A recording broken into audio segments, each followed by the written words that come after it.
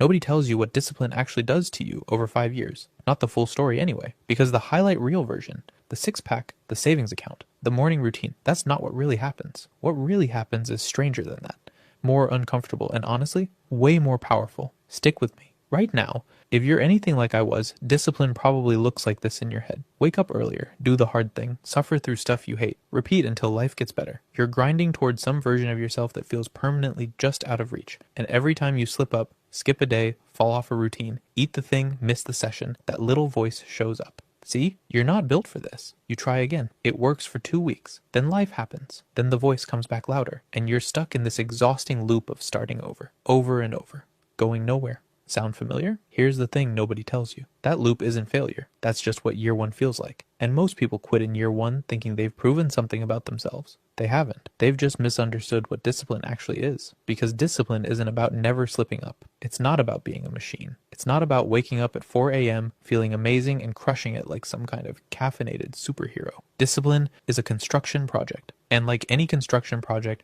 the first year looks nothing like the finished building. It just looks like a lot of mess, noise, and questionable decisions. Here's what those 5 years actually look like. For real, year one, this is the loneliest year. And I don't mean lonely like you're sitting in an empty room. I mean lonely like you're doing something that nobody around you understands, and some days you're not even sure you understand it either. You're saying no to things you actually want to do. You're waking up for goals nobody else can see yet. And the people closest to you, half of them think you're going through a phase. The internal dialogue in year one sounds something like this. I've been doing this for 3 months and nothing has changed. Maybe I'm just not the type of person who can do this. Everyone else seems fine without all this. Why am I making my life harder? Here's the truth about year one. 90% of people quit here, not because it's too painful, because it's too invisible. Nobody cheers for the person who went to the gym when they didn't feel like it. Nobody throws a parade for the guy who closed the Netflix tab and opened a book. Year one, discipline is unrewarded, unseen, and deeply uncomfortable. And it's the most important year of all 5. Year 2 is where it gets genuinely strange, because now you've built enough consistency to see small changes. Your body's different. Your mornings are different. The way you think about time has shifted.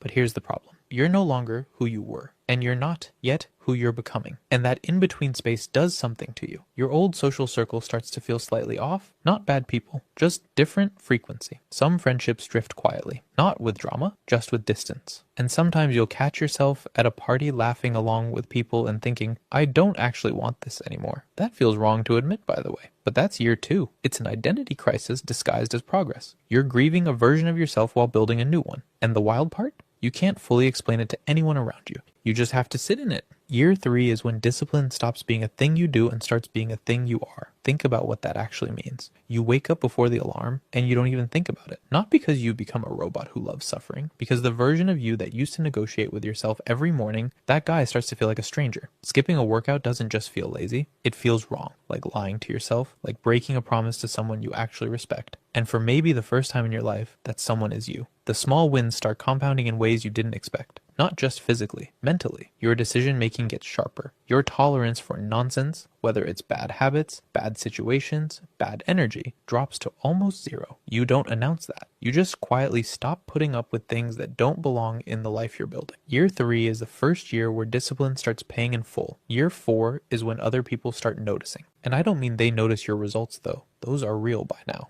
They notice something about you that they can't quite name. There's a calm that comes with 4 years of consistently showing up for yourself, a confidence that doesn't need to announce itself. You stop explaining your choices. Stop justifying your standards to people who didn't ask.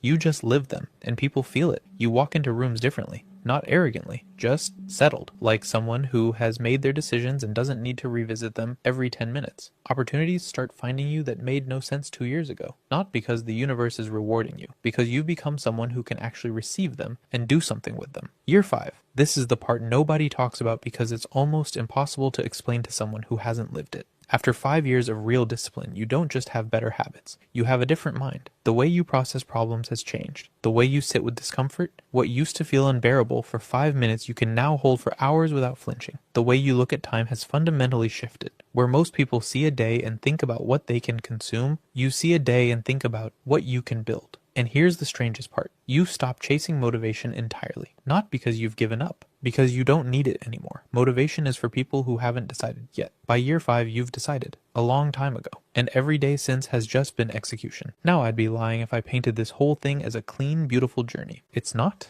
Discipline costs something real. It costs the version of you that gets to be comfortable without guilt. It costs some friendships that weren't built to survive your becoming. It costs the easy feeling of blending in with people who chose a different path. There will be moments in year 2, year 3, where the cost feels higher than anything you're getting back. And those moments, those specific, dark, doubt everything moments, those are the whole game. Because discipline isn't built in the wins. It's built in what you do when it would be completely reasonable to stop. Here's the thing most people don't want to admit. They don't fail at discipline because they're weak. They fail because they're trying to do it completely alone. No structure, no one around them choosing the same hard thing. Just willpower against the entire weight of their environment. And willpower always loses that fight eventually. That's actually why I built the 5-year shift. It's a community, not a course, not a lecture series, not a place where someone yells at you about your morning routine. It's a room full of real people who are somewhere inside those 5 years, choosing to build instead of drift every single day. Simple routines, daily accountability, people who actually get what this journey costs and what it's building toward. If you're serious about your next 5 years looking different from your last 5, the link is below. Come as you are, just come committed. 5 years from now, you'll either look back at this moment as the day something shifted, or you'll be in the exact same place, wondering where the time went. The discipline was never really about the results. It was always about who you'd become chasing them. That person is already waiting for you on the other side of the work. They have been for a while.